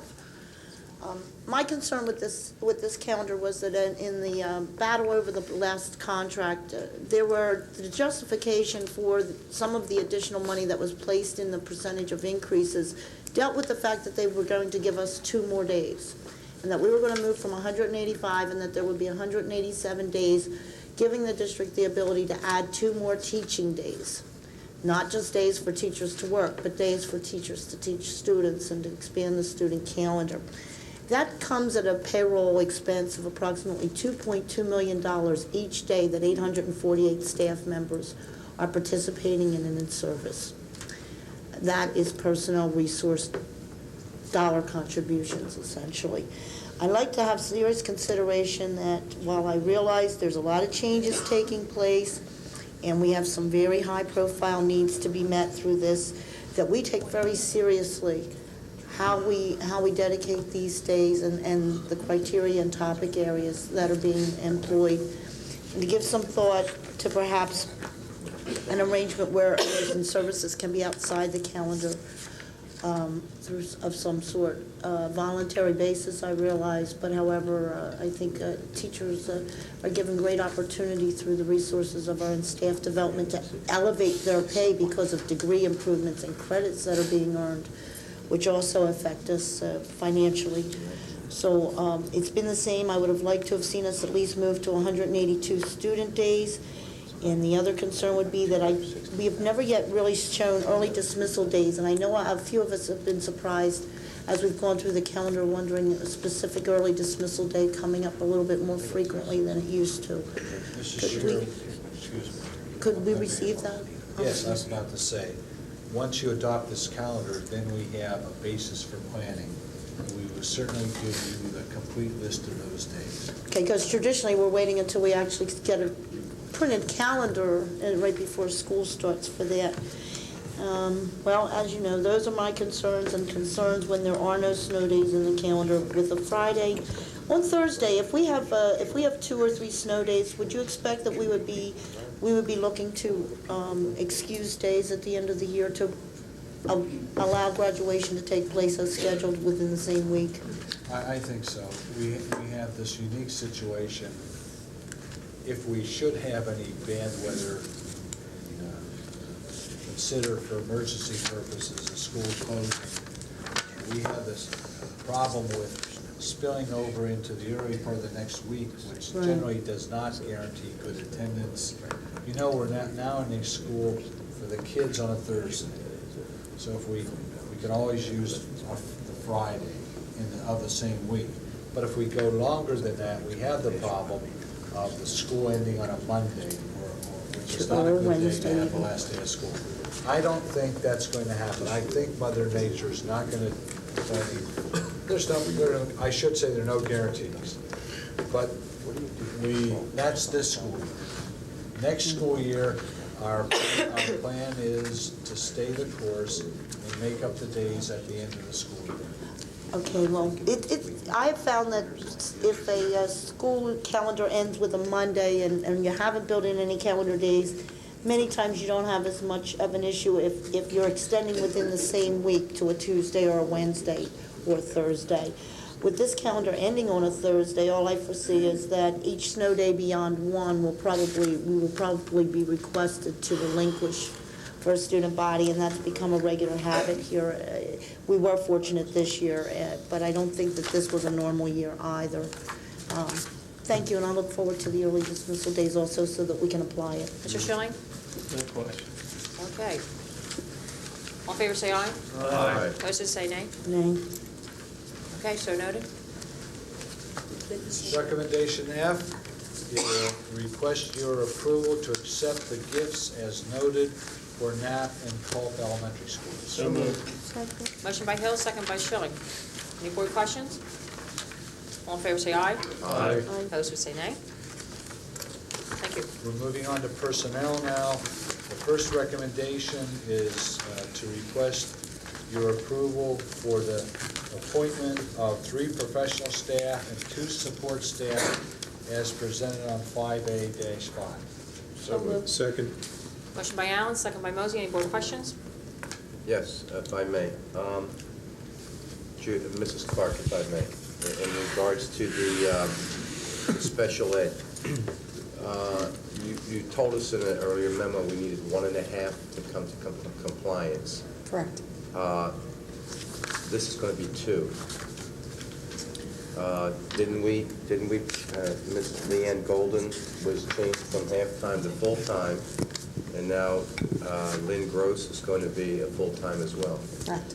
That's the 1.5. We had a half teacher who was working only half-time for us, and we made her full-time, which was the half, and we hired Ms. Gross Oh, I as see what you did, okay. Okay. All right, so it's actually. That's correct. Right. It's Yes. 1.5, I'm sorry, thank you. That's correct. Thank you. That's all I have. All in favor would say aye. Aye. Opposed would say nay. Thank you. The next recommendation is to approve the retirements of 12 professional staff, and I'll point out that it was on the early part of your agenda. These are the teachers taking advantage of the early retirement incentive program, and also the 2 support staff found on BA-5. So moved. Second. Okay, we got a motion by Mosey, a second by Schilling. Dr. Bose, is that, are you combining 6 other business under that Yes, retirement? I am including those people found early part of the agenda that would have been ordinarily under other business, and suggesting that since they're retirement, that you include them in the retirement recommendation on 1B. That's your additional addendum on BAA1. That's correct. Okay, board questions still left? No. The right? I'd just like to point out that Tommy's not here. He'd do the same thing, I'm sure. But once again, this is the second year back-to-back we've run early retirement incentive programs for our faculty. And it's sometimes tough to look at the list and recognize folks that made an impact in your life, to see them leave. It's good to see them leave on such good terms, but it's sad to see them leave.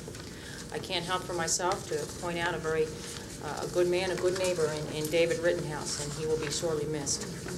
And also Pat Subers. I can honestly say I love Pat Subers. She is an influence in my life. Between Pat Subers and Joe Moser, it was a decision I made at a young age to move on into the area of health phys ed because of the impact that they had on my life. I love phys ed teachers. I love phys ed. Pat Subers was a great lacrosse coach, and I appreciated all the times that she gave me and putting up with my personality and my temper. And I fondly recall hitting her with a ball one time, but she shouldn't have been standing in front of the net. She was begging me to hit her. But anyway, I'm glad to see her go. She's one of the best phys ed teachers to ever grace the halls at North Penn High School. Let it be noted, I hate phys ed. And I won't say anything about why your body looks the way it does.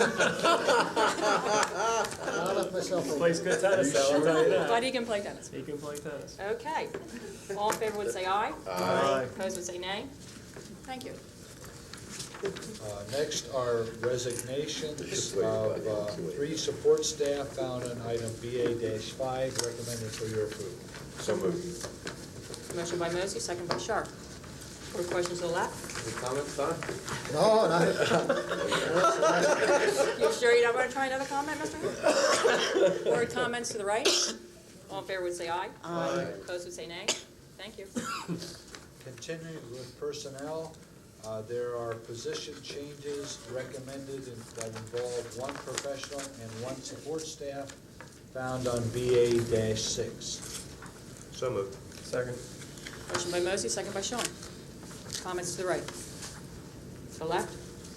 All in favor would say aye. Aye. Opposed would say nay. Thank you. Now salary changes for 4 support staff found on BA-6. Help me. Motion by who?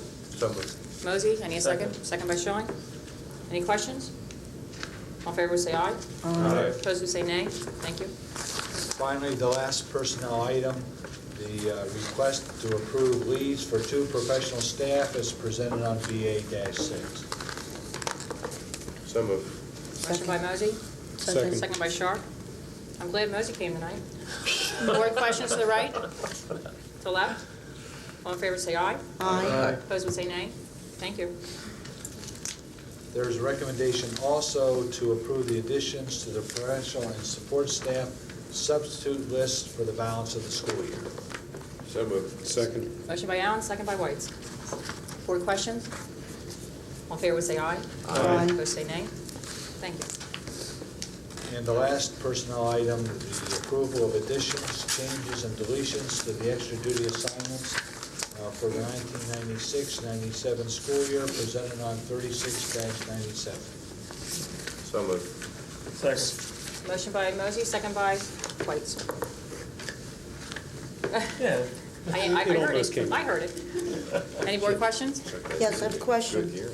I'd like to ask if each of these positions, particularly those that are new assignments, were they posted?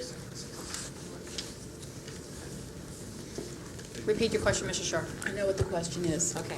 Anytime that we have extra duty positions, they are always told to the staff ahead of time, and they can apply for those positions.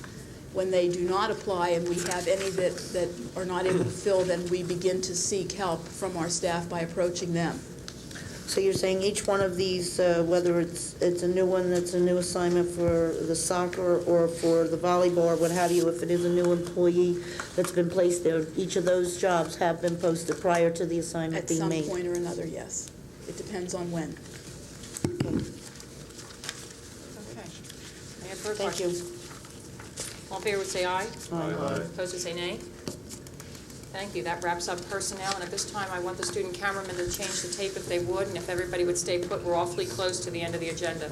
So if they would take the time to change the tape, we will wait on.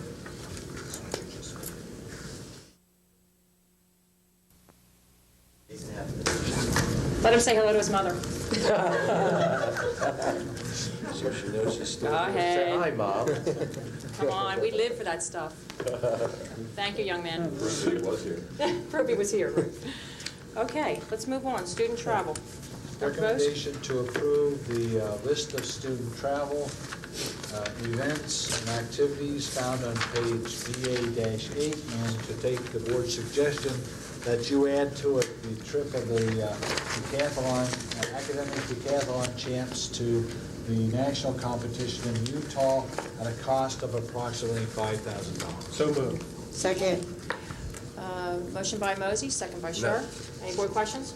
No, I think it was Oh, jeez, I'm so used to- Schilling and Scher. Motion by, I'm sorry, Mrs. Hatfield, motion by Schilling, second by Scher. Any board questions? All in favor say aye. Aye. Opposed would say nay. Thank you. I point out to you the vandalism report, item BA-9, which doesn't require any action on your part. And with your permission, I'll move on to other business. Please do. To recommend the approval of the transfer of $1,330.54 from the general fund to the North Penn School District Authority. So moved. Motion by Scher, second by White. Any board questions? All in favor say aye. Aye. Opposed would say nay. Thank you. Next is a recommendation to approve or to adopt the public meeting schedule for the development of the 97-98 school budget. So moved. Second. Motion by Scher, second by Mosey. Board questions? All in favor would say aye. Aye. Opposed would say nay. Thank you. The recommendation for the approval of the general administrative budget for the Montgomery County IU for the next fiscal year ending June 30th, 1998, in the amount of $713,109 with no contribution required from the school district. Need a motion? So moved. Motion by Whites, Second. second by Scher. Any board questions? Start to the right. Left. All in favor would say aye. Aye. Opposed would say nay. Thank you. Recommend approval of the curriculum and the staff development services budget of the IU for the fiscal year ending June 30th, 1998, in the amount of $161,745, with a contribution required from the school district in the amount of $6,064. So moved. Second. Motion by Scher, second by Whites. Any board questions? All in favor would say aye. Aye. Opposed would say nay. Thank you. Another IU budget to approve, the legislative budget for the fiscal year ending June 30th, 1998, in the amount of $99,149, with a contribution required from the school district in the amount of $5,480. So moved. Second. Motion by Mosey, second by Whites. Any board questions? All in favor would say aye. Aye. Opposed would say nay. Thank you. And the final IU budget recommendation for instructional materials for the fiscal year ending June 30th, 1998, in the amount of $1,774,186, with a contribution required from the school district in the amount of $196,184. So moved. Second. Motion by White, second by Mulder. Board questions? All in favor would say aye. Opposed would say nay. Thank you. Okay, before we go any further, I'd like to note for the public record, Mrs. Hatfield, that there was an executive session this evening at 6:30 for matters of litigation, and that there will be a scheduled executive session on March 25th at 6:30 prior to the first budget hearing on the 25th for matters of personnel. Okay, numbers 7, 8, and 9 will be handled by Mr. Wood. The Treasurer's Report for the month of February. Cash receipts for February 1997, $2,284,447.80. Cash receipts year-to-date, $100,606,707.68. Cash disbursements for February 1997, $6,682,803.44. Cash disbursements year-to-date, $67,132,992.84. Our total short-term investments are $6,474,182.31. Total long-term investments, $34,638,680. Total investments for February 1997, $41,112,862.31. Sanction and approval of invoices for general fund. Disbursements for the month of February. Prepaid list general fund, $1,572,781.87. Bond fund disbursements, $2,212,370.48. Payroll, $4,583,000. We did have a voided check in the amount of $295.40 for a total of $6,367,856.95 from the general fund and bond fund the month of February.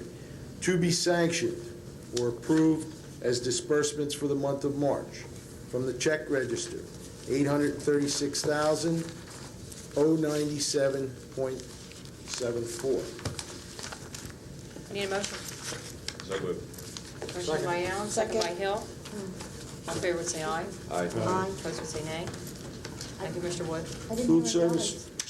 Food service report for the month of February. Total income for the month was $340,881.81. Year-to-date, total income, $2,138,880.92. Gross profit on sales for the month of February, $169,415.47. Year-to-date, $1,208,039.86. Total operating costs, profit to date. Our profit to date for February of 1997 is $36,433.91.